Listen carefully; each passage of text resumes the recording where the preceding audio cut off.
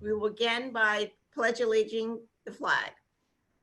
I pledge allegiance to the flag of the United States of America and to the republic for which it stands, one nation, under God, indivisible, liberty and justice for all. The Sunshine Law, pursuant to the New Jersey Open Public Meeting Act, adequate notice of this meeting has been provided by posting on the bulletin board in the entrance of the hall of Beach Haven Municipal Building and mailing the same to Beach Haven Times and the Asbury Park Press. This meeting is a judicial proceeding. Any questions or comments must be limited to issues that are relevant to what the board may legally consider in reaching a decision for each individual application. Decorum appropriate to judicial hearing must be maintained at all times. Roll call, Mayor Davis. Yes, here. Mr. Cactus. Here. Mrs. Ballmiller. Here. Mr. Stevens. Here. Mr. Pisano. Here. Mr. Medal. Here. Mr. Muha. Mr. Horensky. Mrs. Eddles. Here. Mr. Genna. Here. Mr. Tinquist. Here. Mrs. Baxter. Mrs. Lenhard. Here. So we have 3 members absent tonight. All right, new business, the approval of the minutes. Can I have a motion to approve? Before we start that, Donnie, I'd like to see Jamie Bormiller. Could we swear her in? Stu, we're going to do it as the agenda. We'll do it after the approval of the minutes. Okay, and the thank you. bills, and then we'll have the Jamie sworn in. Okay, Do I have a thank you. motion to approve the minutes? So So moved. moved. All in favor? Penny and Nancy. Okay. Anyone opposed? Can I have a motion to approve the bills? Motion to approve. Second. Tom and Penny. Mayor Davis? Yes. Mr. Cactus? Do you say yes, Don? Yes. Mr. Stevens? Mr. Pisano? Yes. Mr. Medal? Yes. Mrs. Eddles? Yes. Mr. Genna? Yes. Mr. Tinquist? Yes. Mrs. Lenhard? Yes. Okay, and next on our announcements, we'd like to welcome Councilwoman Jamie Bowmiller to the Land Use Board, and Stu will now swear her in. Jamie, are you there? Yes, I'm here. Okay, Jamie, you should have in front of you an oath of office. I have it. All right, why don't you read that? Can you raise your right hand? And then read underneath where it says I and state your name. You want me to just read the whole thing, Stu? Why don't you read the whole thing? The way we're doing it now, it makes sense. Okay. Go ahead. I, Jamie Ballmiller, do solemnly swear that I will support the Constitution of the United States and the Constitution of the State of New Jersey, that I will bear true faith and allegiance to the same, to the governments established in the United States, in this state, under the authority of the people, and that I will faithfully, impartially, and justly perform all the duties of the office of Beach Haven Land Use Board Member, Class 3, according to the best of my ability, so help me God. Thank you. Congratulations. Jamie, if you will sign that, I will stop at the municipal building tomorrow and I will notarize it. Okay. So if you can just get it to Colleen at some point. So welcome aboard. Thank you. Thank you, Madam Chair. Thank you. Thanks, Stu. All right, moving right along is Resolution 2018-09, which was the Victoria Rose condo at 510 North Bay Avenue that we voted on the last meeting. Stu added some things to the resolution as a result of the vote of that meeting. I assume you've all read it. If you have any questions, Now's the time to voice them before we vote. The resolution I prepared the same resolution that was prepared back in 2018. However, because the factual findings did not change due to the fact that we had a 5-4 majority vote, I did lay out before the actual findings of the board, what happened at the July meeting, laying out the vote, and I also documented each of the members' votes. So under those circumstances, we would just ask that the resolution be adopted. The only people who can vote on the resolution would be those who voted in favor of the application. So we need a motion. I make a motion to approve the resolution. Do I have a second? Second.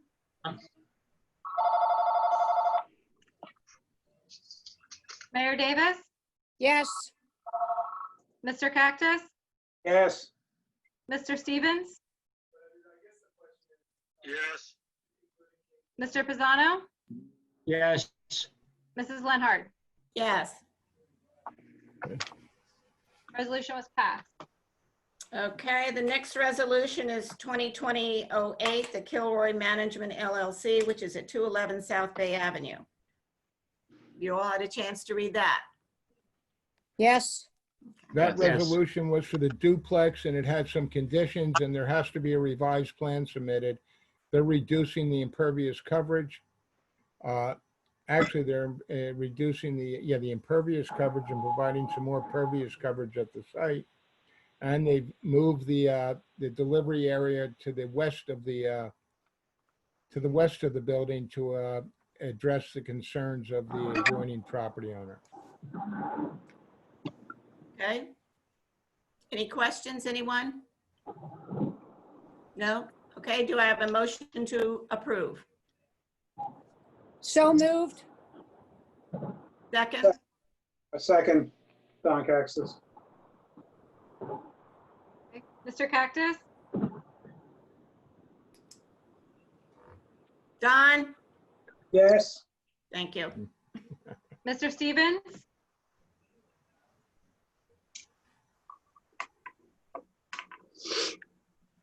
Jim, Jim,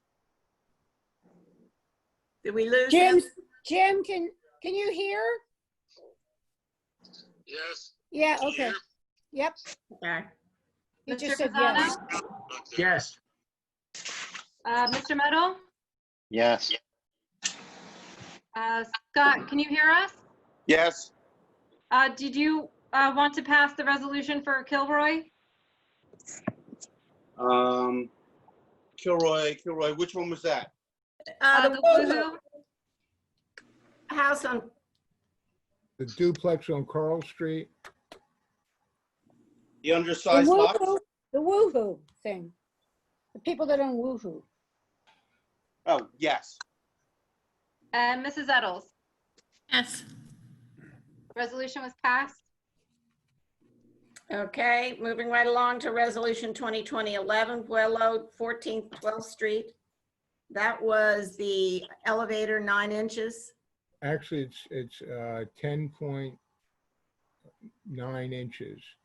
And so it's actually 35.9 feet. So it's 9 inches above 35, well, it's right? not really. It's 0.9 feet above 35, which is like 10 1/8 inch.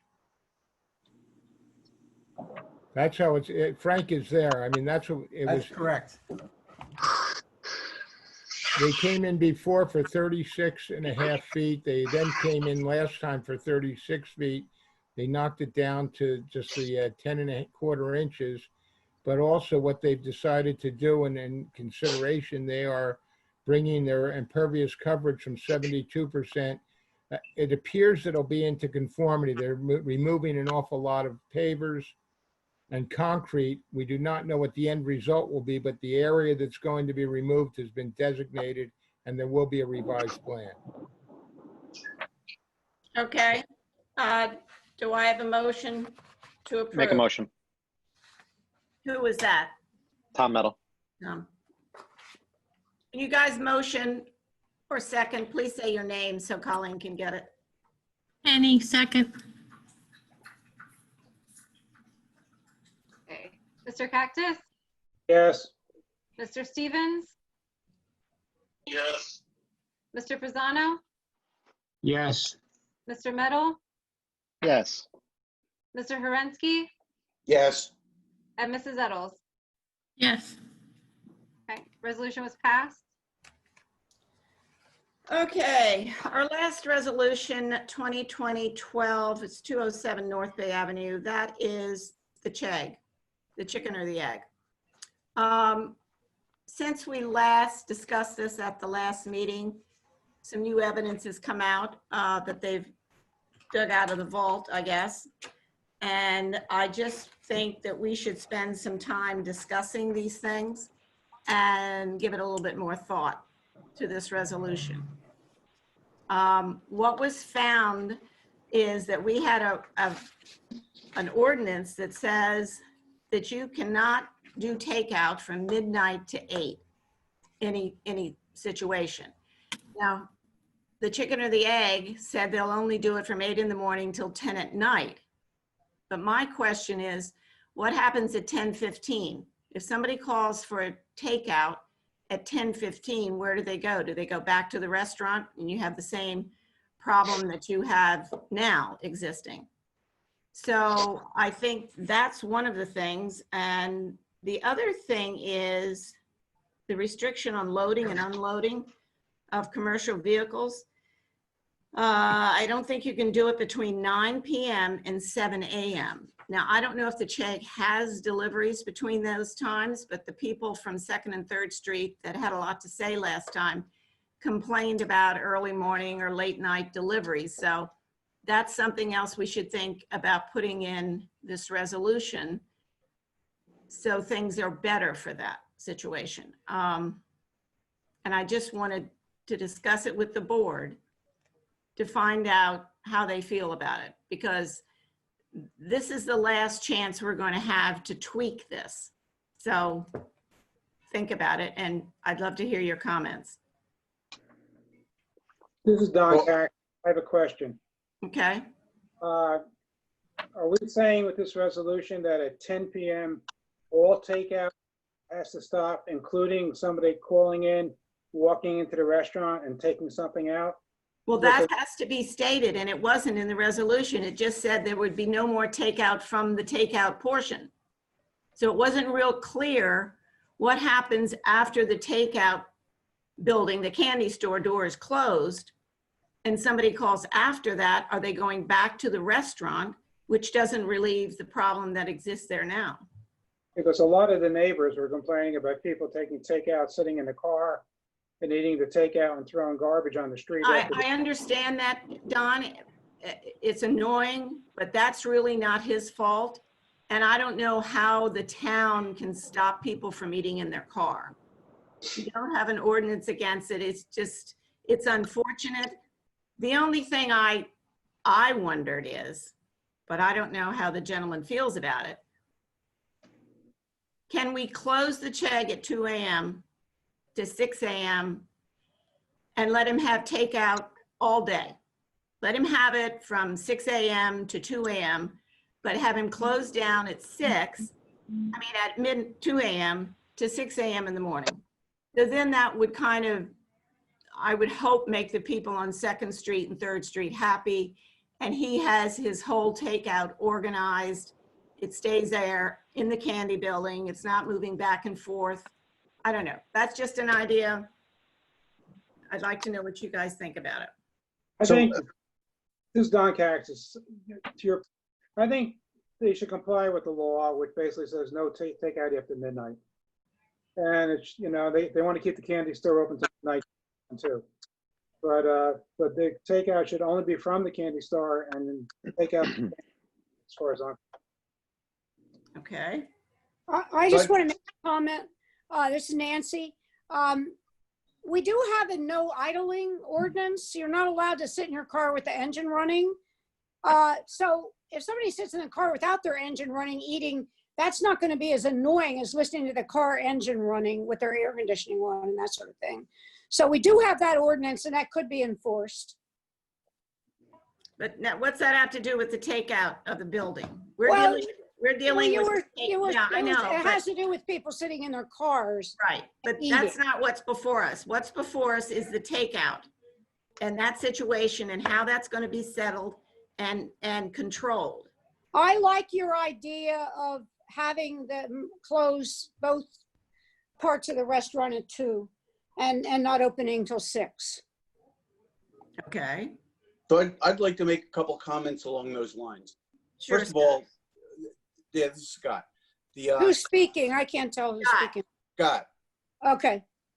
I don't know how much volume they're doing between, let's say, 2 and 6, now that the bars are closed and there's no, But Scott, we're not Yeah. dealing with this now.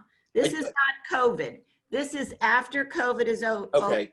Okay. Well, that was my second comment is is this something we should table till after the COVID period ends? Because frankly, we don't know how long this is going to last for. Right.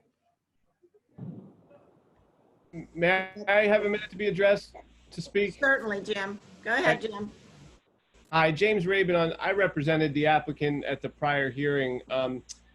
One thing I'd like to note, the new ordinance that Bonnie referenced, well, it's not a new ordinance, but the ordinance she referenced about the takeout, it's from 12 to 6, not 8. And I just wanted to also mention, it seems to only restrict sales of food from outside the structure. The way it's worded, you can still have sales within the structure where the food is prepared. That's Correct. what it says, which I would think that then from the takeout counter within the building, it would still be permitted. Now, it doesn't matter to the extent that they've agreed to end it at 10 o'clock. So they've already agreed to not have takeout during the hours of the ordinance.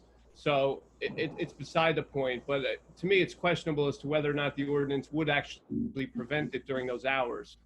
But I would also like to say that, you know, it wasn't discussed at the last meeting about closing between 2 and 6. That wasn't something that was addressed. The applicant is not here now to comment on that, but Well, Jim, we don't have to pass this resolution tonight. We can talk this over. You can go back to him.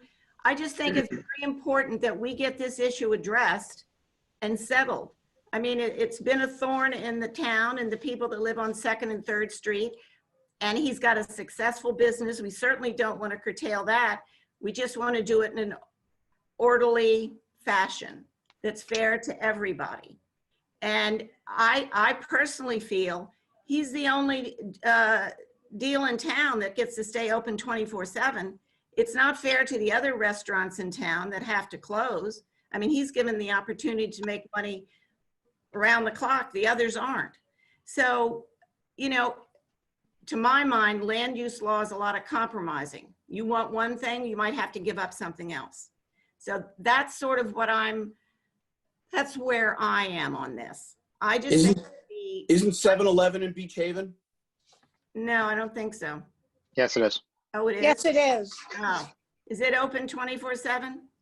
Yes. And you can go in there and get the pre-cooked hot dogs and technically that's prepared food that you can buy and take But out. then, okay, my question is, how does this happen?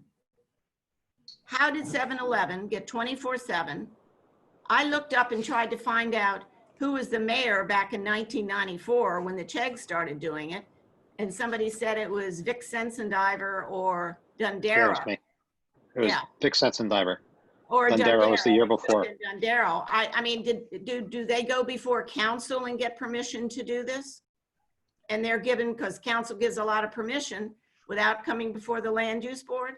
I don't know. Well, that was a commissioner type government then, so it did work differently.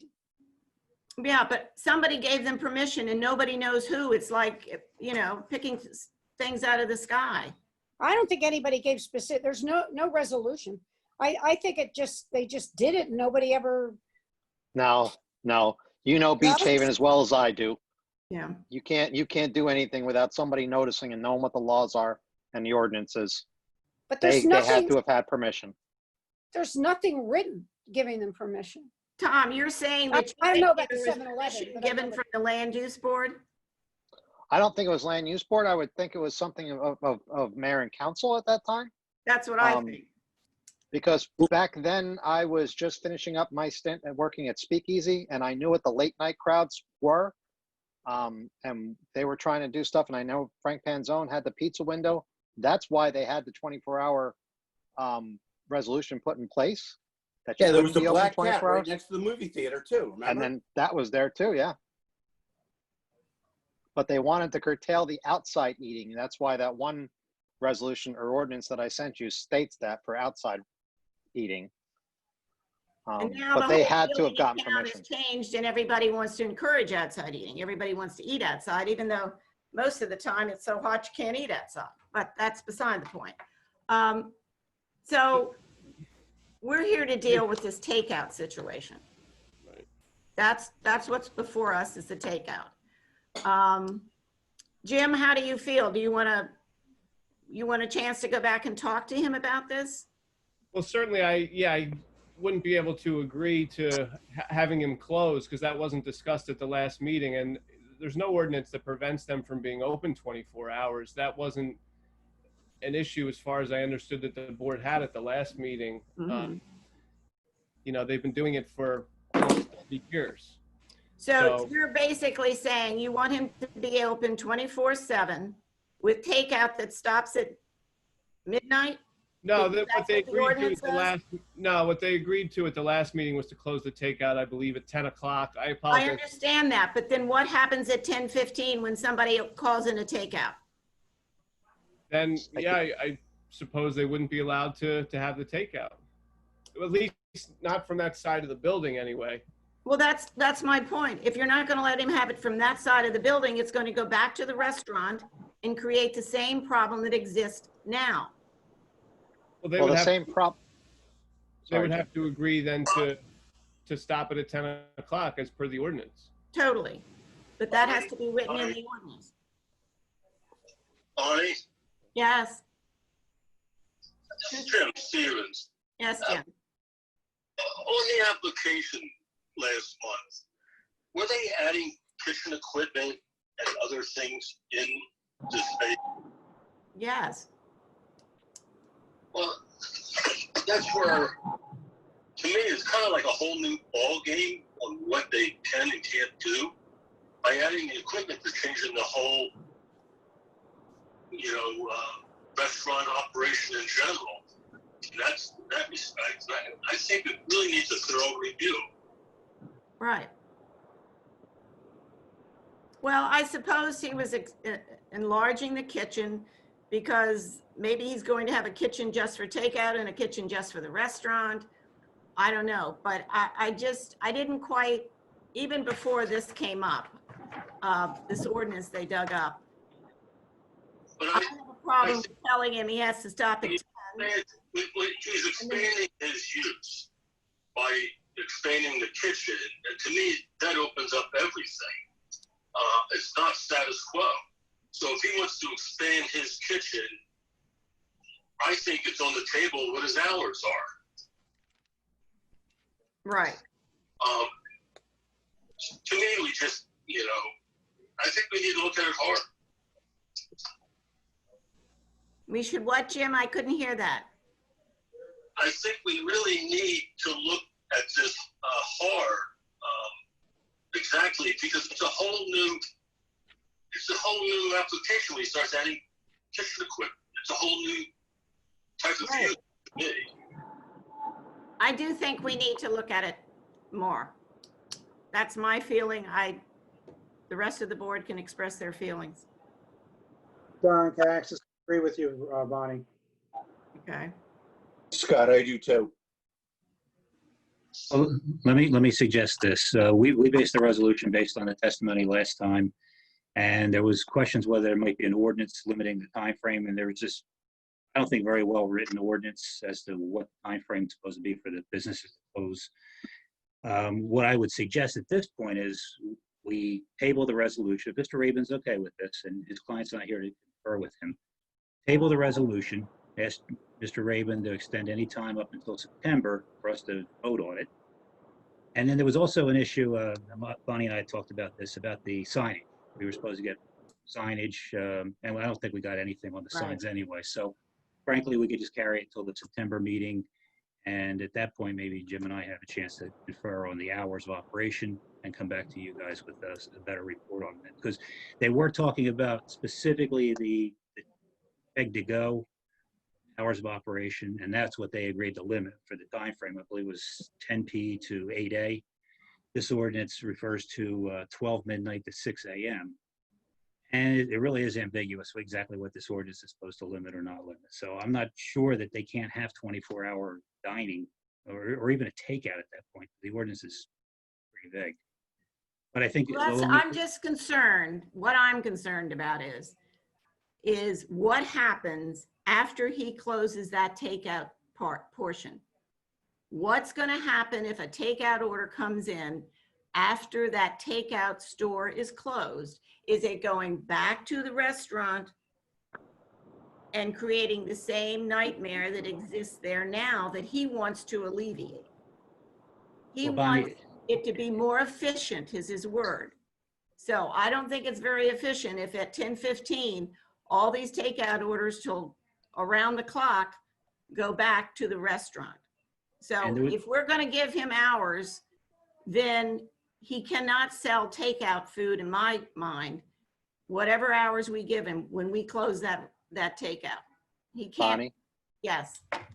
So part of this has to do with the volume of people sitting out in front of his store, and Right. so that his customers can't get in. At 10 o'clock at night, I think what we should be looking at is not necessarily where he serves the takeout from, but limiting the amount of patrons out on the sidewalk waiting to get in or to get their takeout.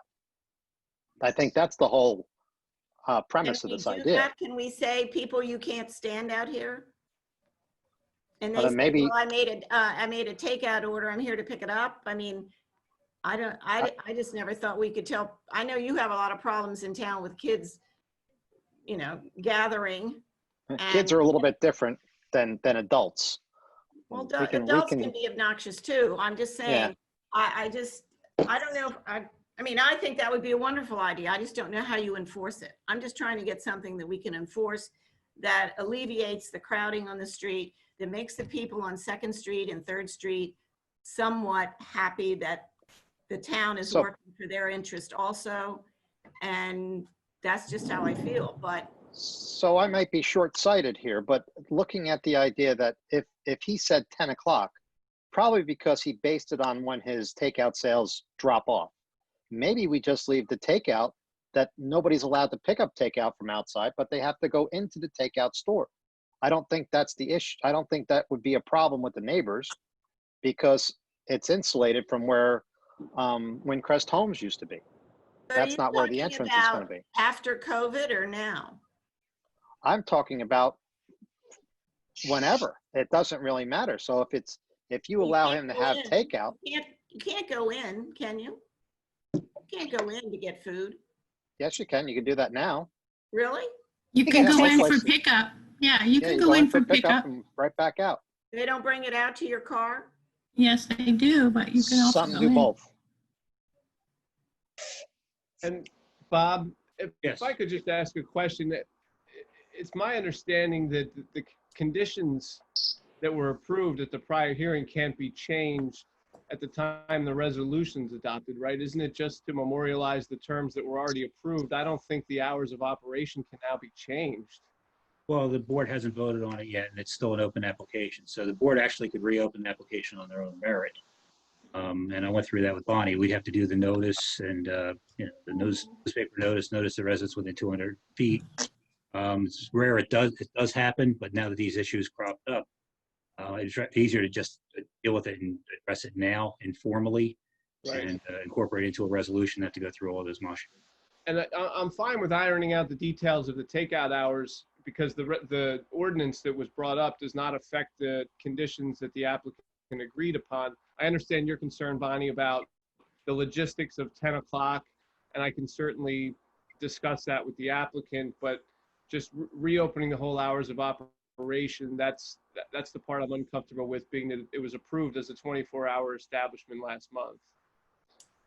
I don't know, Jim, I don't know that it was actually approved. I know your client said he was operating 24 hours a day, but I'm not sure the board actually said that was okay. He does that. I think we were under the premise that maybe it's allowed, but maybe it's not. But I don't think the board actually ever said you guys can be open 24 hours a day. I know he said he did that. He said, I think he said he's doing that since 1993. And nobody's ever apparently called him to task on it. But in light of this ordinance that came up right after our meeting, there's some questions whether or not that's actually something that's desirable. But, Especially, but that the ordinance doesn't affect being open inside for 24 hours. That's right. Actually, it does. If you read 141 2F 1 through 3, it actually does say that no restaurant or firm shall be permitted to serve food from the hours of 12 p.m. to 6 a.m. I'm sorry, 12 a.m. to 6 a.m. Jim, I don't want to bash anybody from 30 years ago, but it's not a very well-written ordinance. It's very confusing. It says outside the building it can't be served. It doesn't say inside. I don't think it's so. It says other than within the structure. So, I mean, to me, it's ambiguous, and it would probably be interpreted in favor of the applicant with this. But that belies the point of, we're trying to figure out if we can extend or limit the hours of takeout to both the restaurant and to the Chegg to go. Maybe not even shut down the place altogether, but that would be the other option, is shut down those 4 hours, let them have the takeout up until except for those 4 hours. So it's kind of a give and take, Jim. And my suggestion to you is, if you want to waive the time frame for the board to make a decision tonight, because they might vote no on our resolution, and then where you're going to be, come back. You and I can talk. We can come back in September and memorialize that resolution. We still have that other issue too with the signage, that I haven't seen any signs or anything else, and that was supposed to be taken care of before any permits are issued anyway. So your thought, I mean, you want to go back to your client? Do you want to waive the time frame for us to decide this resolution tonight and come back in September, or do you want us to just go ahead and vote on it tonight? I'll waive the requirements and leave it open. I'll speak with the applicant. Thank you. My recommendation to the board is that we allow him to do that. He's waiving the time frame for us to adopt this. We normally have 45 days to adopt the resolution. We'll carry this into the next meeting in September. That way, Mr. Raven and I can have a chance, in conjunction with, of course, Bonnie, to come up with something that might just appease everybody on this. A nice compromise. That's my recommendation, That would Bonnie, be if you want to nice. ask the board to vote on that. Yes, I'd suggest you have a vote on that. yes. And frankly, the 5 people who voted in favor of it, I think there's only 4 tonight. I don't think Ken's not in the. Ken's not here. Okay, so yeah, it's Scott, Joe, Tom, and Bonnie. You, of course. If the 4 of you want to vote to carry it, that's probably the safest bet. We're carrying the resolution to another night. Okay. The only other thing I'll add is, Colleen, what's our next meeting in September? Is it this Tuesday after Labor Day? Is it the 8th? It's the 8th. Mm-hmm. Okay, so we'll carry it to the 8th and then decide at that point to vote on the resolution. If it gets modified between now and then, with my discussion with Raven and the board members, I'll bring up the modifications. Okay. I'll make a motion to carry it. This is Scott. I'll second the motion. Okay, Mr. Pisano, Yes. Mr. Meadow, Yes. Mr. Herensky, Yes. and Mrs. Lenhard. Yes. All right, thank you. Okay, Bonnie, I'm going to sign off. You're welcome, Bonnie. I'm going to sign off now. We've talked about this quite a few times, and I think that's a good compromise for this tonight. Thank Okay. you very much. Thank you, everybody. Thank you. All right, next on the agenda is application 2020-13 Amber Street LLC. They're seeking approval for a minor subdivision and variances for minimum lot size and frontage. Jim? Thank you. James Raven on behalf of the applicant, Amber Street LLC. Mr. Raven, what we'd like to do is mark some documents into evidence. We have the application will be Exhibit A1. We have the plan from Nelke Tiska called Minor Subdivision Plan, and it's dated March 27th, 2020. That'll be A2.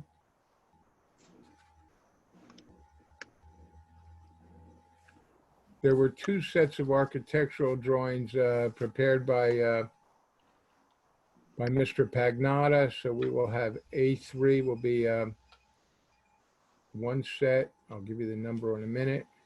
And A4 will be the second set. You've seen Mr. Little's letter dated July 27th.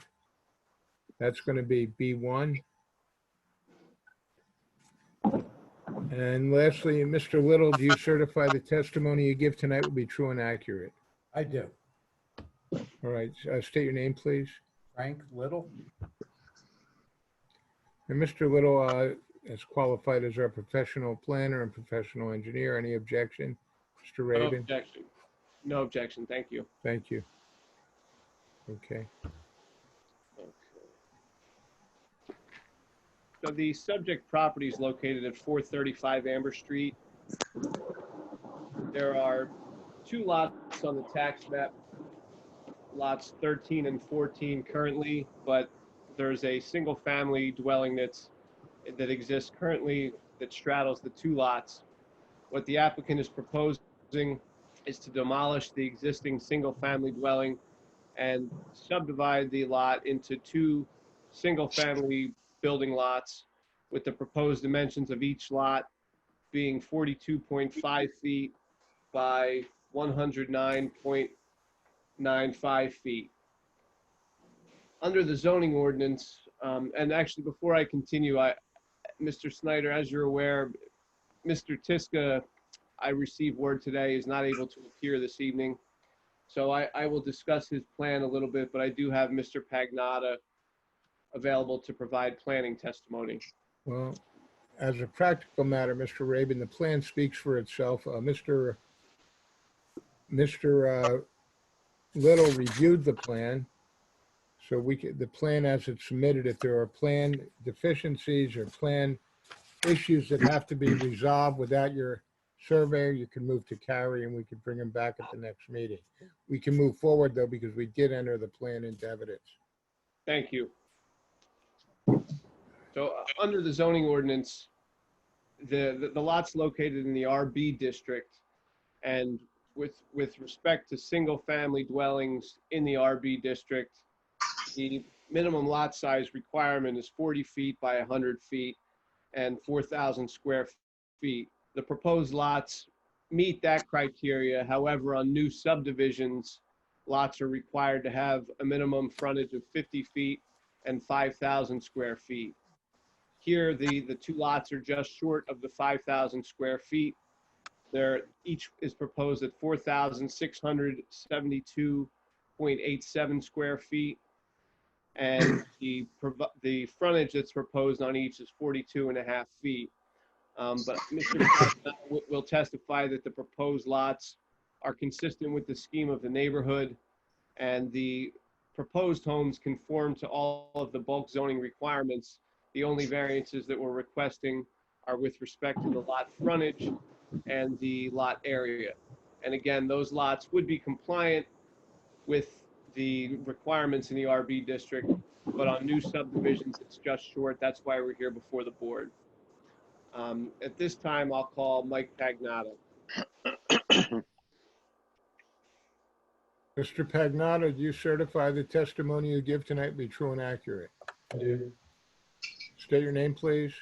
Michael Pagnotta. Mr. Pagnotta, what licenses do you currently hold? I'm a New Jersey licensed architect as well as a New Jersey licensed planner.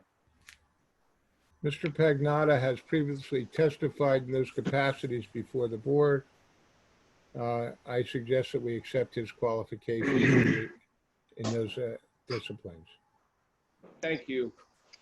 Mr. Pagnotta, the applicant in this matter is Amber Street LLC. Are you somebody that has authority to act on behalf of that LLC? Yes, I do. Okay, and Amber Street LLC is currently under contract to purchase this property, is that correct? Correct. Okay. And as I stated, we're proposing here two lots, 42.5 feet by 109.95 feet. Are these proposed lots, in your opinion, as a professional planner, consistent with the scheme of the neighborhood? Yeah, I think it certainly is compatible with the context of the neighborhood. There are existing homes that range from 40 to 45 feet in width all over the neighborhood. Yeah, it would fit in well. Could you speak up just a little bit, Mr. Pagnotta? Yeah. Thank you. And Mr. Pagnotta, you prepared the plans that we've marked as Exhibit A3 this evening, correct? Yes, I did. And would you give a brief overview for the board as to what's proposed in these two homes? The two homes are, they're going to be 2,300 square feet, or less than the 50% floor area ratio. They will be 4 bedrooms, 3.5 bath homes, reverse living with a roof deck. The homes will be similar to style and quality as the two homes I just completed around the corner. I just got done with those last year, just to give the board a kind of an idea as to the flavor of the two homes. As far as parking, we have the 2 parking spots in the garage, and we're providing off-street parking as well in the setback, the front yard setback. Okay, so the parking complies with the zoning ordinance for both homes? It actually exceeds the parking requirement. We'll have at least 4 parking spots provided. Okay, and only 2 are required, correct? Correct. And you said that each proposed home has 4 bedrooms? Yes. Okay. And you mentioned around the corner, that was a similar subdivision that was approved by the board on Ingleside Avenue, correct? Correct. That was on the corner of Pennsylvania and Ingleside. Okay. And those homes are now completed? Yes, they're occupied. Yeah, thank you. Do you foresee any potential negative impact to the surrounding property owners? No, I had a phone call from one of the neighbors on the corner, and he had concerns about potential flooding. And so I wanted to make sure that he understood and everybody understood that we'll take whatever measures are necessary as far as pitching the property north to south and providing gutters and French drains to make sure that all the water that's caused by our new structures are retained on site. Are you aware whether the existing dwelling that's there now complies with the base flood elevation? I do not. It's a short home. It's on a crawl space, but I don't know if it's illegal, if it's above the base flood elevation. Okay, is it on pilings, do you know? You think? Is it on pilings, the current home? I think it's a block foundation. So the new proposed homes would certainly be an improvement, is that fair to say, over the elevation of the existing home? Yeah, the homes will be well above the base flood elevation, and they'll be, certainly constructed to post-Sandy construction standards, which is, they certainly exceed anything, better than 30 years ago. And do you feel that the proposed development would impair the intent and purpose of the zone plan and zoning ordinance? No, I think it sits well, sits comfortably within the master plan. Okay. And as you stated, there's a number of other lots within the street that have widths of 40 and 45 feet, correct? Correct. Okay. I don't believe I have any further questions. Are there questions for Mr. Pagnotta? This is Don. I have a question regarding the site plan. It says 5 feet minimum side yard setback. Doesn't have to be 5 plus 12. Yeah, I'm speaking for Nelke at this point, but what he did was he showed where the 5-foot minimum could be.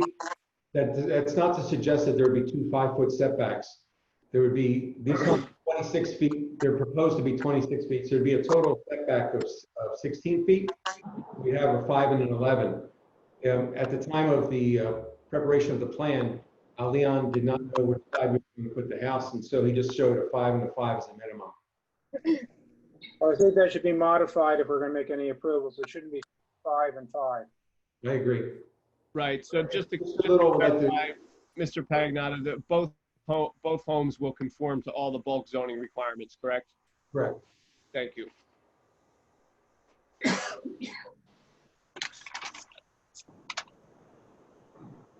Are there any other questions for this witness? No? Okay. Wait a second. Jim Stevens has a question. Oh, Jim. Yes, on the off-street parking there, the parking space is what size? Could you hear that, Mike? No, the parking space is what? I missed the question. What size are the parking spaces? What size? Parking spaces. 10 by 18? I think what Mr. Stevens is probably trying to clarify, Mr. Pagnotta, is that the front yard setback that's required is 15 feet, which Mr. Tiska just showed a general building envelope to show what these setbacks are. Do you plan on setting the houses back at least 18 feet to accommodate parking in the front yard? Yeah, to the face of the garage. We can certainly,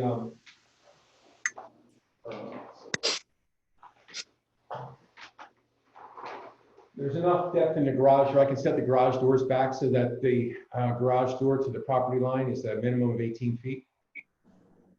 Okay. So that doesn't include any of the right of way. So when you pull a car off the street, Correct. it's not sticking on the sidewalk or anything, correct? Correct. All within our property. And Did in anybody ever think of building a duplex here instead of two-family houses, or do you make more money building two houses? Are you asking me?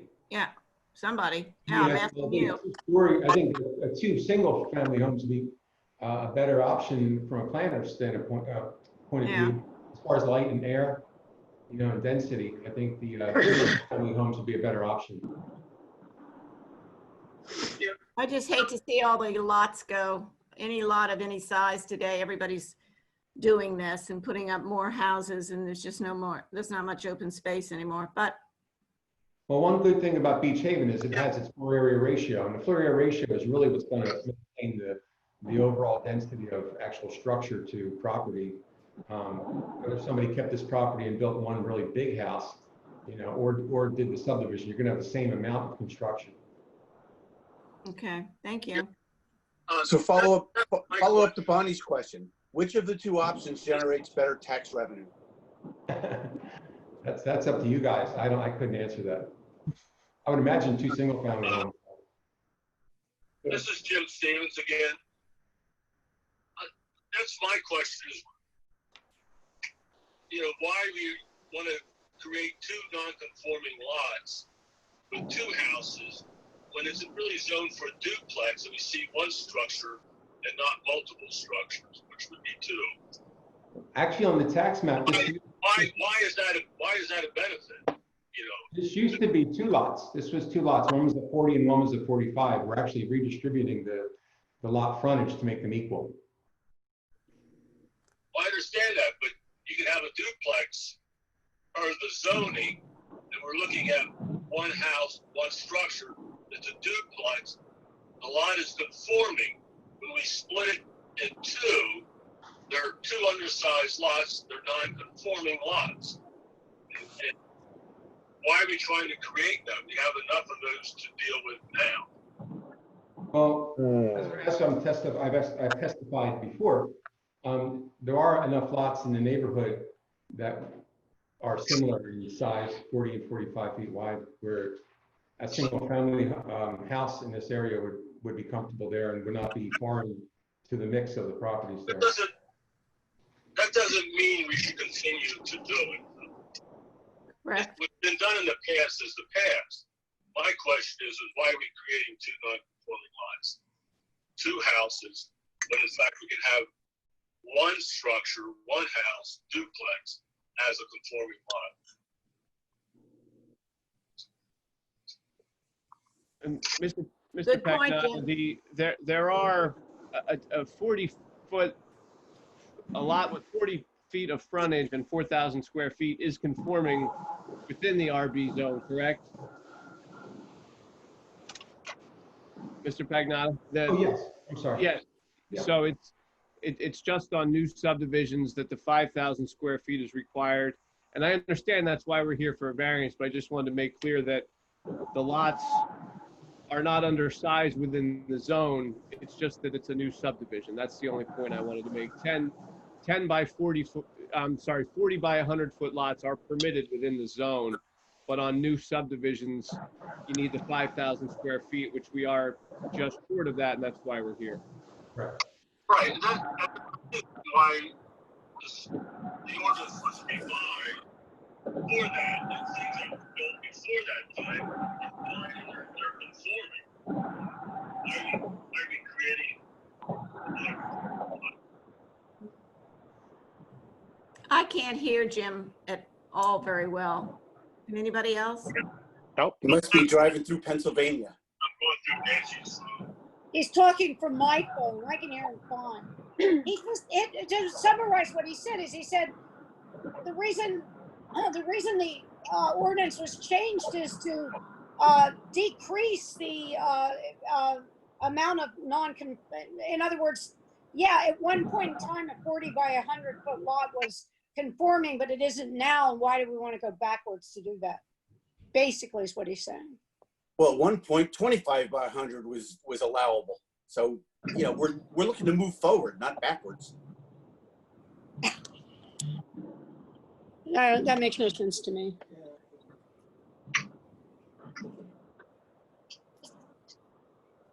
Anybody else have any other comments before I open it to the public? No? Okay, do I have a motion to open it to the public? Motion to open to the public, John Caxis. Do I have a second? Second, Tom Meadow. Second. Is there anybody from the public that would like to speak on this, Colleen? None as of now. Anybody would like to speak on this for the public? There is no public comment. No public comment, okay. Let's have a motion to close it to the public. I can't hear anything or see anything. Make a motion to close the public, Don Caxis. A second,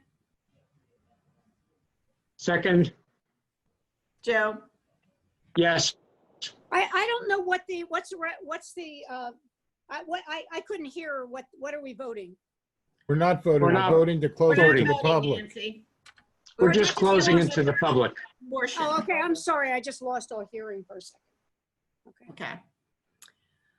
All right, since there's any other discussion amongst us about this, I'm leaning towards Jim. I don't know why we're going back.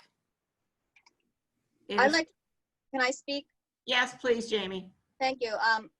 I'd also like to agree with Jim in that, you know, we have to think that there's a general purpose in the ordinance having all new subdivisions being 5,000 square feet. It's also in the master plan as well for this zone, the R&B zone. It is designated as a 2-family district, and there's plenty of room. 6,000 square feet is the minimum for a duplex, and you know that's why it was zoned that way. So I think we have to look at, you know, the appropriate population densities. That's why we have these zones, and that's the ordinance, is that all new subdivisions should be 5,000 square feet. And I think I agree with Jim of moving forward with that. Thank you. Are there any other comments from the members of the board? Yeah, I would like to, Tom Meadow. We approved something with almost the exact same square footage on 2 lots that we did 2 years ago, as Mr. Pagnotic made mention of. But the houses look totally different. These look like they're going to be long, tall, take up the entire lot style houses. Whereas the other one actually kind of fit the lot a little better. I don't think we should move backwards. I agree. The way the lot's situated is, I think you're just going to have 2 towers of houses. Okay, thanks, Tom. And I'd like to say something. I agree. I agree with what all of you have said. The lots we approved before was a corner lot. And I think, that the houses really look totally different. And I think because of the openness, it didn't seem as confining. Thanks, Nick. That's it. Anybody else? All I right. can Are we hear ready? now. Bonnie, how about Mr. Rabin for a summation? What's happening? Mr. Rabin? My You may have internet something to screwed say. up. Yeah, I would just like to add that, as Mr. Pagnotta stated, a duplex in the zone is going to kind of create more of a wall, whereas the two single-family dwellings, as he testified, will allow for more light air and open space. And in response to Mr. Meadows' comment, I just wanted to note, I don't want anybody to be misled by I don't want anybody to be misled by the building envelopes that Leon showed there. That's not the actual building envelope of the home. That was just showing the setbacks on all sides. We're not proposing a home the length of the property. They're going to have to be built to scale and comply with the coverage requirements. So it's really no different than the application around the corner in that sense. Both of the proposed homes will comply with the bulk zoning requirements. And I just think it fits into the neighborhood better. I think it'll look out of place, a duplex, in relation to what's there now. And I think that the subdivision with the light air and open space and two single family dwellings works better. So that's all I have. Thank you. Thank you, Jim. All right, do I have a motion to approve or disapprove this application? Actually, before you do that, would it help to have any additional renderings of the home? I know that Mr. Meadow was asking about the proposed homes. Would it make a difference to have additional renderings for the applicant to show? I think the footprint of the building is key to seeing how it's going to look on the property. I mean, you don't have anything. You just have a big envelope, like you said. Mr. Tiska, unfortunately, did you a disservice. May I speak a second? I'd be happy to come back next month with renderings, three-dimensional, and show, exactly how the two homes would sit contextually, to allay any fears as far as how it would look aesthetically. And I can also show what a duplex would look like. And I can show you that, and you can make the choice between the two single-family homes versus a duplex. Is that the size it's going to be the same square footage, it's going to be the same height. It's just going to be together as opposed to separate. The density is the same. My question is, why wouldn't you have done that the first go round? Now we have to, maybe take you in on September and these things never get settled. If people did them right the first time, we wouldn't have to go through all this. That's my feeling. Anybody else have comments? Bonnie? Yes. Can you hear me? Yes, Penny. I was wondering if they could also, if we move this to September, they could also bring photos of the community and the neighborhood. That would be helpful as well. As they said, it's very conforming to the neighborhood. I would like to actually see that.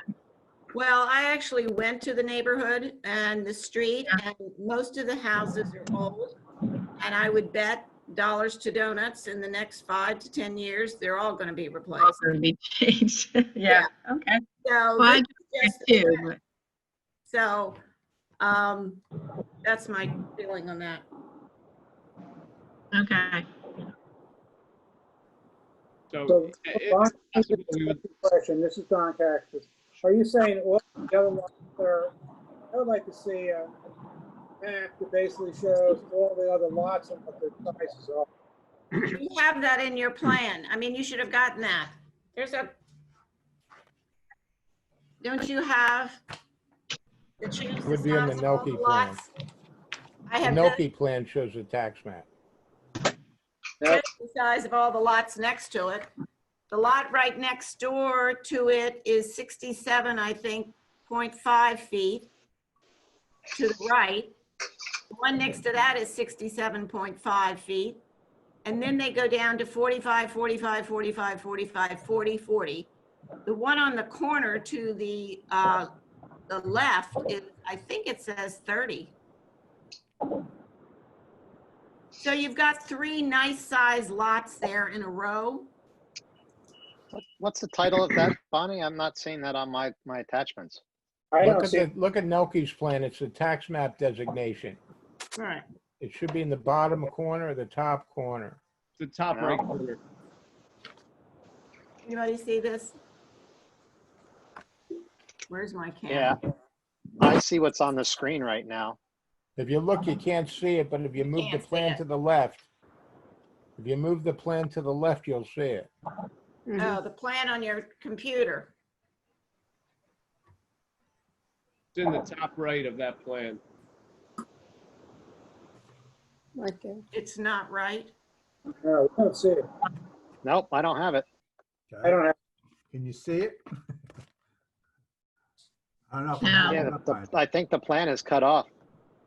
Yeah. Nope, I don't. Yeah, that's what I have. Frank, yes, that's what I have. Can you see that? I don't know. It's Well, you hard. can see No, it. How about in my picture? No? Right. I can see it in your picture. I But believe it's my there. picture's too small probably. Don't you all, here's one, Michael has it, Michael no. Pagnotta. See the two pink?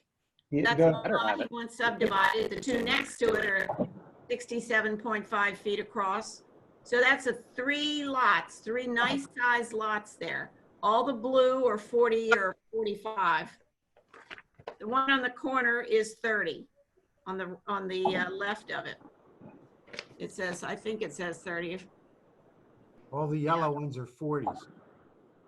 I think, yeah. These lots are also almost, what, 9 feet deeper than normal. you know, I'm looking at it and I'm saying the majority of the lots are 50 feet, and at least larger than this at 45 feet. And look at the one across the street. It's 80 feet by 100. 42.5 is substantially, well, it's small compared to the other one. Right. Okay. All right.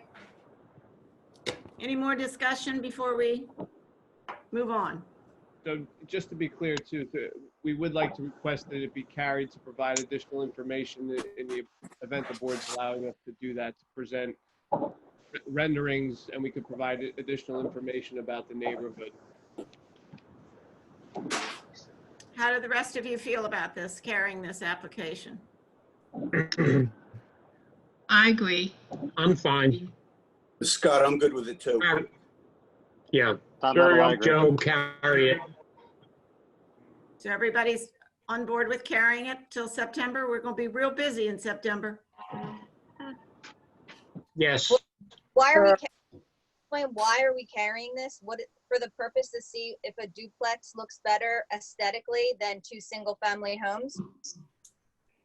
To actually get a the full feeling I'm getting. visual on the lot. Okay, because I've seen Right. I mean, down there in Amber Street, it's all little Cape Cod houses.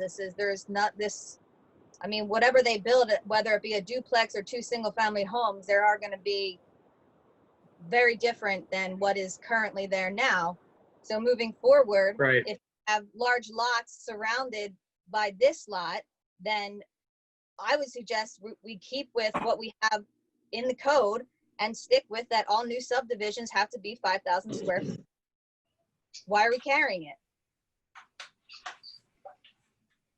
It's not gonna get any easier next month. I mean, Right. I don't see a substantial benefit or an undue hardship, or so I don't know why we would carry it. Well, the reason would be, it would give the land use board an option to pick what is the best option. Who's talking? I can't, who's talking, Colleen? Pagnotta, Like, Mr. Pagnotta. Yeah, I'm He sorry. needs to move closer to his computer. I'm sorry, can you hear me now? Yes. Okay. It would give the land use board an option to make a choice between a duplex or two single-family homes, both of which would represent two residences. The density would be the same. It would give the land use board the option whether, you know, what's a better solution in this case. It's already two lots. It's already one's a 40, one's a 45. You know, we're trying to create two equal lots. I can come in with a 45, single-family variance. I mean, Just so we're clear, Mike, you know, it was two lots. This has been a merged property. It's on one tax line item. So the tax map may have not have been changed, but this is one lot as far as the board's concerned. okay. Thank you. Thanks for clearing that up, Stu. So it is one lot now. Stu? Yes, Thank you. it's one line item, it's one lot. It was legally merged. Once they built that house on it, they merged it. It may All have right, been 2 lots before. Does anybody have any feelings as to what Jamie said? As to why are we really doing this? If I we- understand exactly what Jamie's point is. Unfortunately, it's what's to prevent somebody from coming in, buying it and putting up a really, really big house there on that lot, because you could still have the same density. That's what Mr. Pagnotta also said. So maybe it's something that it works better for 2 families being separate and more aesthetically pleasing rather than one giant castle in the middle. So what happens when the guy next door builds a giant castle on the 67-foot lot? He's going to be able to do that, right? Right, If- so, I mean, you can't, Still I don't know America. how you stop the size of what they can build, but you Yeah. can stop the size of the lots. You can control the lots and what goes on them. We have to keep with the general intent and purpose of the subdivision ordinance, and the subdivision ordinance is 5,000 square feet. That's the law.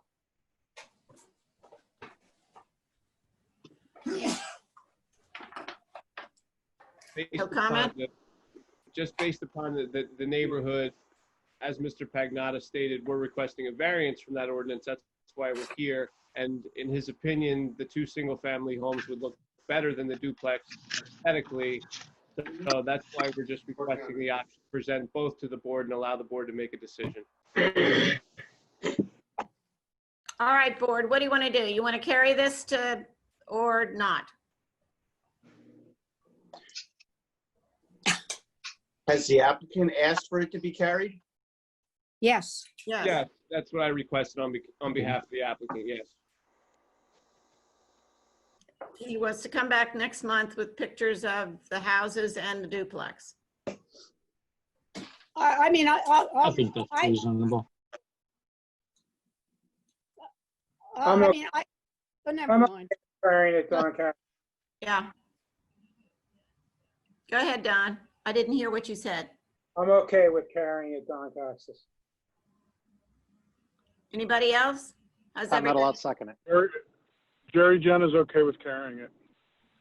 So most, Penny's Joe's okay with okay carrying it. Carrying it. all right. I'm okay with carrying it. Okay, Joe. So everybody, I guess we're carrying it to September. Need a motion to carry it. Do I need a second? Mr. Make sure there's a time waiver from Mr. Rabin, please. Yes, the applicant will agree to waive all time limits within which the board is required to act. And we would also just request that no further public notice be required. If you're providing revised plans, I suggest that you give us actual floor plans from Mr. Nelke, and they'd be here before, at least 10 days before the next meeting. Yes. That's Right? If agreeable. they're not, Jim, that's what the rules say, and, we're very lax about it, but if you want to redo your plans, I'd like to have them there in a timely manner. Sure. It's not fair to the board. Thank you. Hey, Stu, are you taking a roll call vote on this? Because not everybody may be in favor of carrying it. Oh, it's going to be a roll call vote, but Yeah. I just wanted to lay some ground rules if it's approved, just so they know Okay. what they're voting on. Okay, so we're I There's need a to, motion to carry, I think. making a motion. Don made the first motion and then I just need a second. I'll second. I'll second. Penny. Okay. Second, Mayor Joe. Davis, No. Mr. Cactus, Yes. Mrs. Ballmiller, No. Mr. Stevens, Yes. Mr. Pisano, Yes. Mr. Meadow, Yes. Mr. Herensky, Yes. Mrs. Lenhard. Who did you put down as second that? I put you, and then Bonnie came after you for the motion to carry. Well, can I vote no if I second his motion to carry it? So, Still America. yes, So you're voting no to carry, no. and Mrs. Eddles. Yes. It was approved to carry. I think just so the record's clear, I heard Penny made the second anyway on that. on that motion, so we may want to show that. Thank you. Thank you. Thank you, guys. Okay, moving right along. Application 2020-14, Joan Barron, 2100 West Avenue. Applicant is seeking approval for a minor subdivision and bulk variance. Thank you. James Rabin on behalf of the applicant, Joan Barron. Mr. Rabin, we have the application will be Exhibit A1. We have the plan from Nelke Tiska, that'll be Exhibit A2, and you saw Mr. Little's letter? Yes, I did. That'll be Exhibit B1.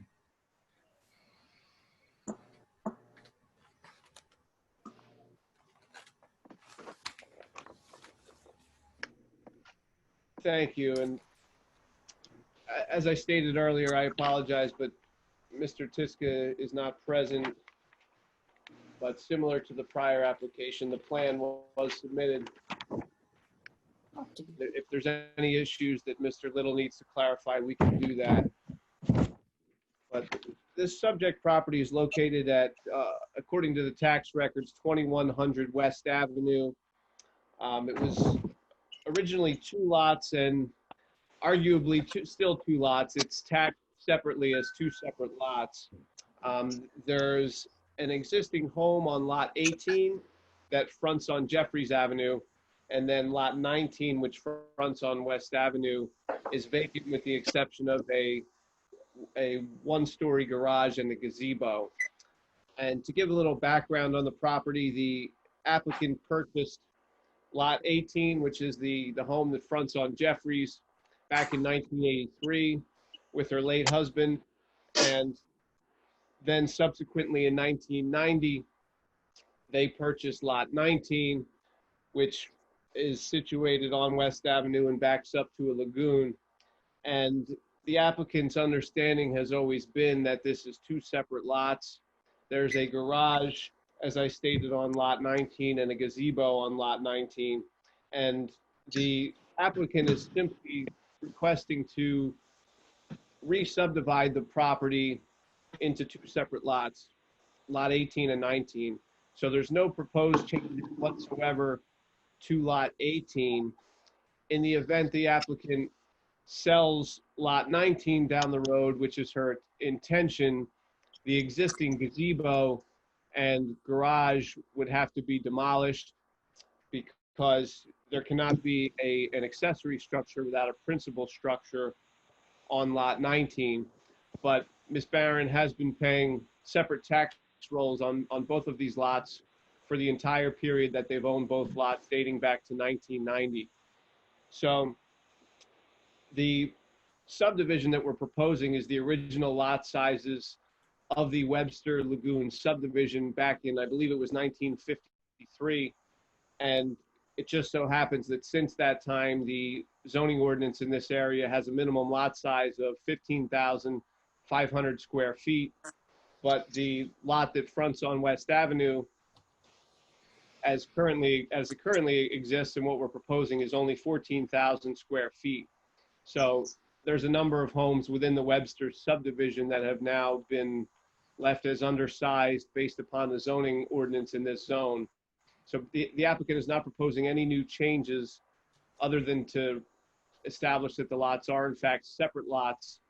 And if anybody came in to build a home on lot 19, it would have to conform to all bulk zoning requirements unless they decided to come back before the board. On lot 18, everything's compliant. There was a question in Mr. Little's letter regarding the impervious coverage. I don't know, Mr. Little, if you want to comment on that.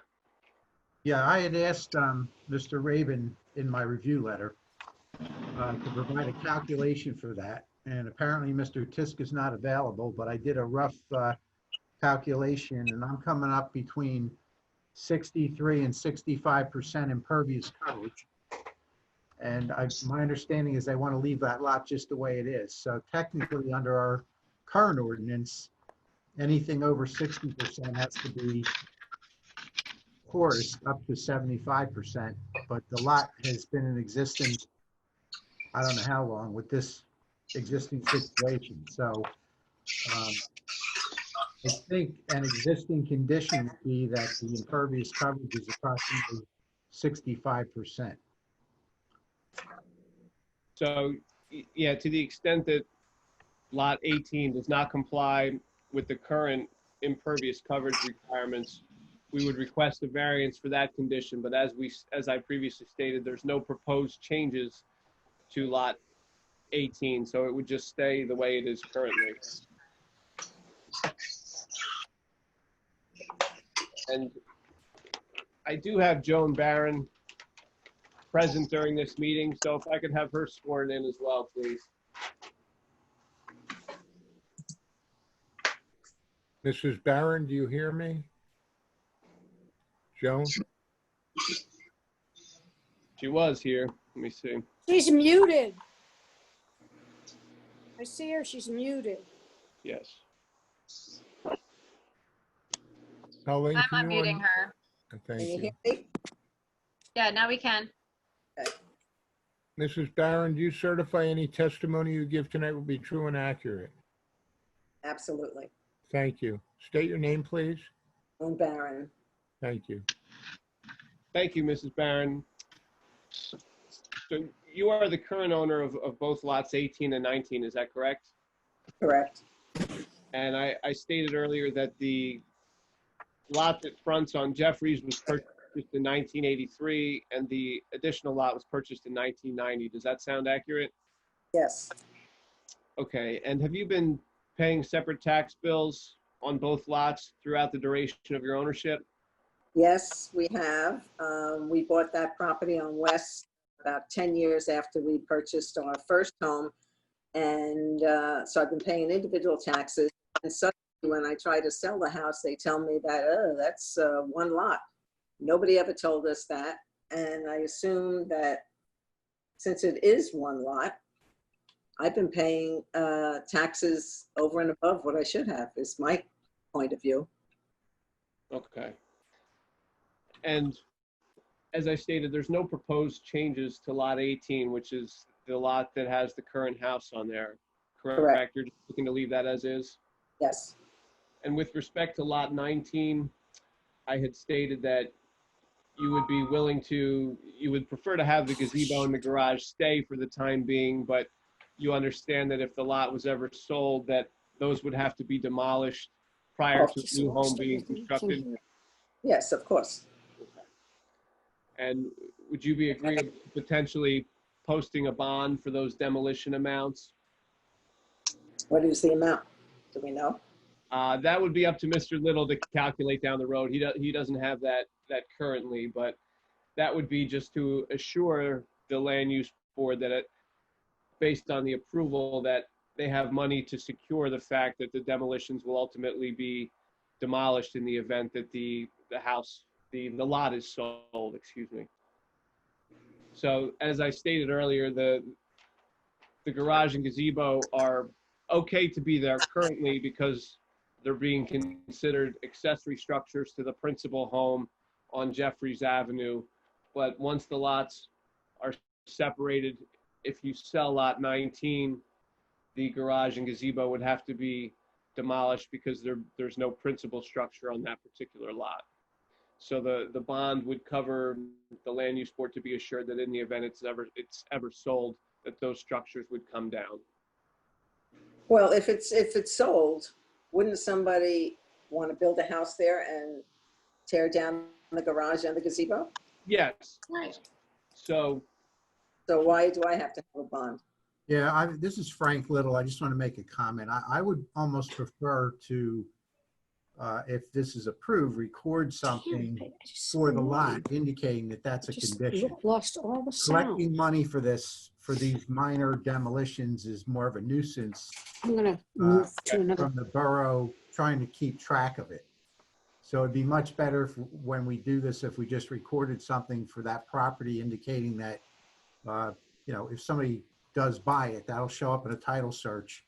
That's a requirement to tear these structures down in order to construct a new home. Sure, we would be agreeable to that. And the only other thing I want to mention is that because this is a subdivision, technically, you have to get a waiver from the installation of sidewalk. There's currently curb around the property, but our ordinance requires sidewalk. So, you know, I know we're just trying to separate this back into two existing lots, but a waiver from sidewalk would be required if this is approved, or the sidewalk would have to be installed, which is quite an expense right now. I have a question. Yes. If we give her the waiver for the sidewalks, she Right. sells the lot, and somebody's gonna come in there and knock everything down anyway and build their own house and do it all over. Right. Then they have to put the sidewalks in. Well, I guess you would give a waiver temporarily until such time as a new homeowner bought that lot and put sidewalks in. Okay. Otherwise, if you Require that upon new development, right, I think you would Right. do that rather than, you know, because that way you never get the sidewalks. exactly. Right. Okay. Mr. Witt, isn't that a requirement with new construction that the curbs or the sidewalks be installed? It is, but It right is. now you're here for a subdivision, Right. and we technically have to require it to be installed as part of the subdivision. Right. So I think you're better off, as Stu said, if we're waiving it temporarily, subject to any new construction, then the sidewalk would go in on that particular lot. Yes, that Do would you- be fine. I speak? Can you hear me? Yes. Don't you think that it would look a little odd having the sidewalk in the middle of the street? Mrs. Barron, you have an attorney. I think you may want to let your attorney handle this. Yeah, Mrs. Barron, in the event that somebody wants to develop Lot 19 in the future, they would certainly have the ability to come back before the board and request a waiver at that time. But for the purposes of this subdivision, we would request that a waiver be granted for Lot 19 and Lot 18, a waiver from the sidewalk requirement. With Lot 18, there's no new development, but if Lot 19 is ever developed, that's going to trigger the sidewalk ordinance. And Okay. in the event at that time they want to come back for an additional waiver request, they could do that at that point. Okay. Sure. Okay. Are there questions for Do you Mrs. have any Barron? questions? Anybody else? Can I ask a question? Yes, Jamie. What is the original Webster Lagoon subdivision of 1953? Is that like a legal land use subdivision? I don't know what that, is that what separated lot 18 and 19? Yes. Yeah, sorry, go ahead. Sorry, yeah, that was the original subdivision that created Webster Lagoon. Okay. So then this doesn't need CAFRA approval if it's already considered a subdivision? Correct. Yeah, not for the subdivision itself, and I don't believe it would need approval for the development of home based upon the fact that it's on a man-made lagoon, but certainly if CAFRA jurisdiction is required, that would be addressed at the time of construction, but I don't believe CAFRA approval is required for the subdivision itself. That's correct. Jim, Tom Metal, I have a question.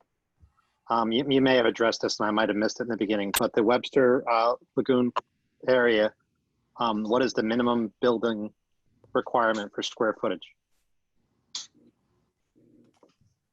The maximum building coverage? No, for what's No, the lots. minimum lot cover? What's the minimum lot size that you have to be able to build in Webster Lagoon? Oh, 15,500 square feet. And this, as originally subdivided, was 14,000 square feet for lot 19. And that's what we're proposing to just continue it at 14,000 square feet. So we're going to have an issue somewhere down the road when somebody else buys this. I have a question. I have a comment. About a year ago or less than a year ago, the Webster lot on the point there, they wanted to subdivide that into 2 lots. And we denied that subdivision because there wasn't enough space to create 2 Webster Lagoon sized lots. So I agree with Tom that, you know, somewhere along, now this is a little bit different. That was a subdivision. I guess this is a subdivision too, but it's different because that was just an empty piece of property that the Barons purchased after they built their house. But at that time, when we denied the subdivision, on the Webster, the original Webster lot, we had a lot of people from the Webster's Lagoon Association come and talk against the subdivision, and we did deny it at that point. Nancy, wasn't that a lot of that denial to do with the road and who was going to maintain the road also? There were some discussions, but I think the main thing was that the lot, there just wasn't enough room to do two 15 point something size lots. That was really the main. Those lots needed to be 30,000 square feet because they fronted on the bay. That's right. That's and right. Because they were on an easement, more of an easement than a public road, it was a access issue for all the neighbors. This is totally different. These lots were the original Webster tract lots. If you approve this subdivision, anybody buying this lot will be able to build on it without coming back to the board, as long as they conform to the setbacks and the building coverage permitted in the ordinance. Yeah. Okay, thank you. That explains that. That explains that. If you remember correctly, Tom, I think that was Zach Kersner's house, not Zach. Seth Right, there was a Kersner's house house. here before. Yeah. Okay. Oh, that's right. That's a long time ago. Yeah. If you look at the tax map on the corner of in the top right corner of the plan, it shows the lagoon to the north has the same situation with a 14,000 square foot lot at the end of that lagoon. So as I stated, this is how it was just originally designed, and for whatever reason, the zoning ordinance, I guess, didn't take these lots into consideration when the 15,500 square foot requirement put into place. Okay. Anybody else have any comment before I open it to the public? Okay, can I have a motion to open it to the public? Make a motion. Tom Meadow. Sadarowski, I'll second. Thank you. Colleen, do you have anybody? Does anybody wish to make a public comment on this application? No public comment. Public's quiet tonight.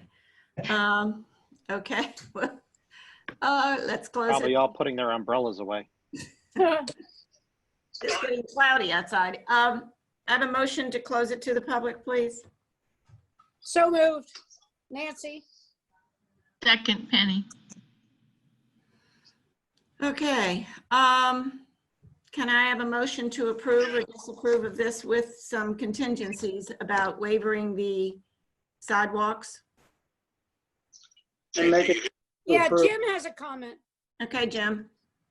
How difficult would it be to make the lot 15,500 square feet? Possible. The way it's configured on the lagoon, it makes it difficult because you're going to end up with an irregularly shaped lot on the corner in order to do that. And plus it would result, there's improvements in place. There's, Mrs. Barron, is it a retaining wall along the property line now? Yes. Yeah, there's a retaining wall along the property line now that would have to be removed. And as I stated, it would end up with an irregularly shaped lot based upon the way it's situated on the lagoon. Yeah, hey, Jim, it's Frank. The other problem you're going to have is once you start moving that lot line over, you're going to start creating variances for setbacks on the existing lot, 18. Yeah, it looks like you might have an issue with the pool. Right. The minute you move that lot line over, you're going to start creating other variances on the adjoining lot. Well, that's really my question, whether it could be done or not, can't be done. I mean, it fits the original Webster tract idea for the subdivision, and the other lot, there are other similar lots of this size based on the Webster tract. So I think it's appropriate to leave it the size it is. The percentage lot coverage is going to be based on the area. You can't build a bigger house here because it's less area. You can only build based on a percentage of what you approve. Okay. Okay. Anybody else have any other comments? Questions? No? Okay. Can I have a motion to approve or disapprove this application? Bonnie, could someone read it with the inclusion of the sidewalk situation? Yes. The sidewalks could be waived now, however, if there's new construction at the property, more than 50% improvement, they would have to put sidewalks in. As long as Mrs. Barron continues to own the property, she does not have to put sidewalks in. If she sells the lot, then that will come up again. I'd like to note that both the block to the north and the block to the south, I don't believe have sidewalks along any of that stretch. Well, you know what? We'll deal with that later when there's going to be a house built there. We don't have to deal with that tonight. And just to clarify, if Mrs. Barron was to sell lot 18 on the corner as is, there would be no sidewalk sidewalk requirement at that point. It would only be new construction, correct? Correct. So I have a question about the impervious coverage, Frank. So if the subdivision goes through, then does Mrs. Barron have to come to the 60% because it's not there yet? Or is she going to come back for another variance? I'm not sure. No, It's in your that variance would be part of its application, and I'm indicating based on my calc, I think they're at 65% impervious. Okay. So they're 5% over what we would normally permit. It's an existing condition. Obviously, if that lot was sold and demoed, any new construction would have to adhere to whatever current ordinance will be in place. And the same with the smaller lot. You know, whatever ordinance is in place for new construction, they would comply. But right now, as a condition of this subdivision, we are recognizing there's an existing condition and a variance, an existing variance is being given with this subdivision that sits there now. Or she could just make 5% pervious. Correct. You don't have to approve the variance, but it's kind of an existing condition at this point. It's up to you. Right. All right, guys, let's have a motion. Okay, I so move that we go ahead with that motion as read by Bonnie.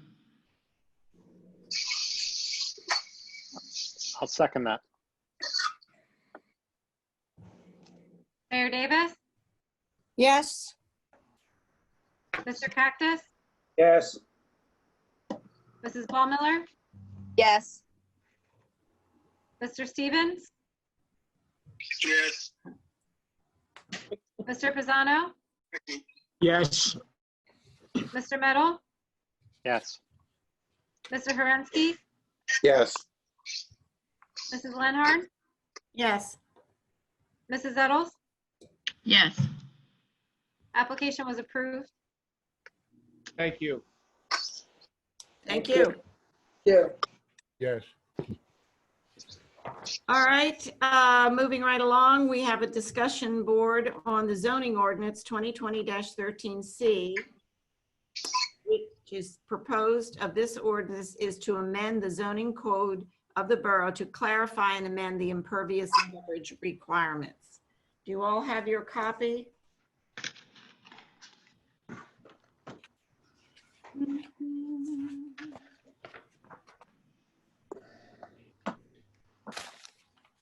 I have one question on it. Down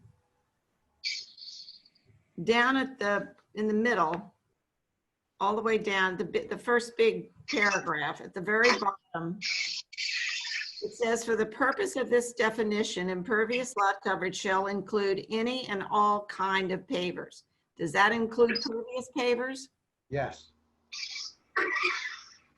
Okay, that was my question.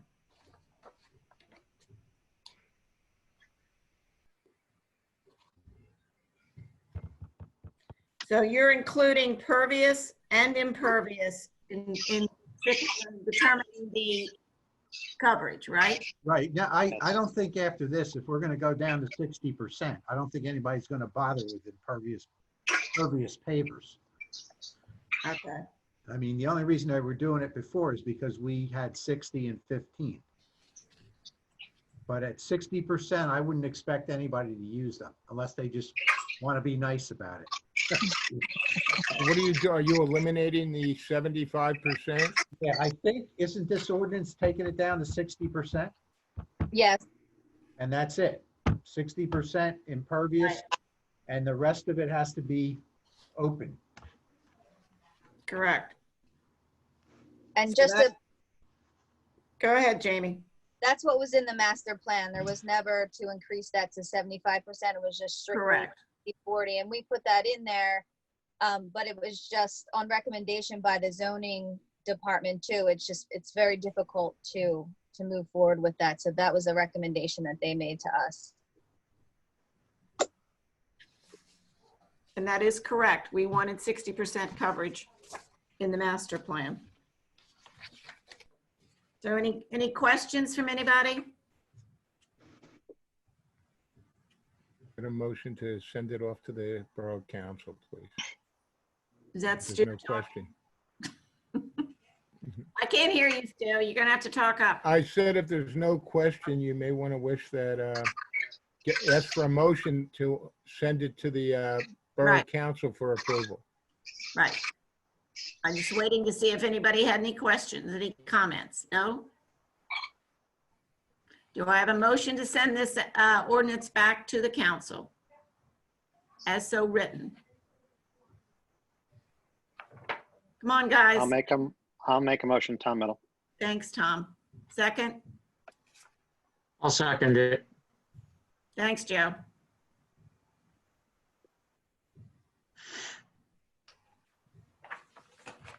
All right, next one. Zoning ordinance 2020-16C, the borough wishes to exclude transient boat slips from off-street parking requirements in the Marine Commercial District.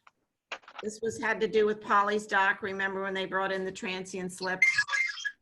We figured, why do you need a parking space for a transient slip? Because they didn't bring a car. They came by boat. That's what this is.